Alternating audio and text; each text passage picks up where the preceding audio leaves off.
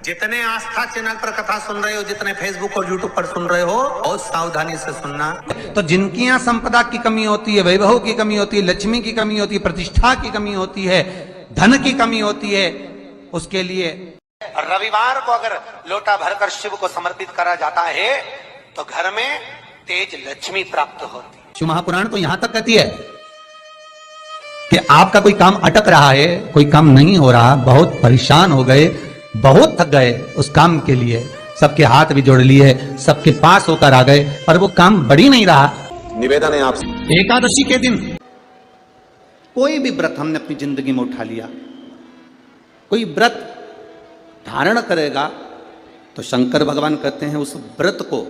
पूर्ण करने की शक्ति, बल पार्वती तुम और मैं, शिव और शक्ति दोनों प्रदान करेंगे। मेरी जीजियों, एक बात अपने जीवन में उतार कर रखना, कभी जिंदगी में अगर कभी ऐसा योग लगे, कभी तुम्हारे जीवन में कभी ऐसा लगे,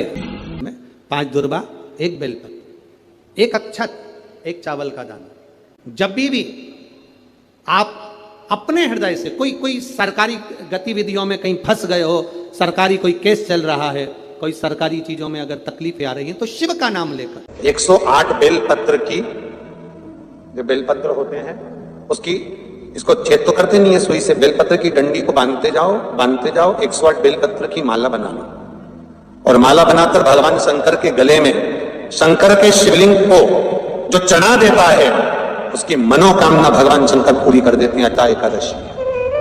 108 बेलपत्र की माला बनाकर शंकर भगवान को समर्पित करी जाती है। माता लक्ष्मी ने भगवान विष्णु को पाने के लिए तुलसी की माला बनाकर समर्पित करी थी, जैसे सती ने शिव को पाने, कामना को पूर्ण करने। और कहते हैं ये सती माता ने यही एकादशी के दिन से जो व्रत साधना करना प्रारंभ करी थी वो सुख देने वाली थी। जिसकी एकादशी के दिन जब आप जल शंकर को चढ़ाने तो रोज ही जाते हैं, जब एकादशी का दिन रहे और शंकर जी के मंदिर में आप जल समर्पित करें तो 3 बार मुख से स्वधा स्वधा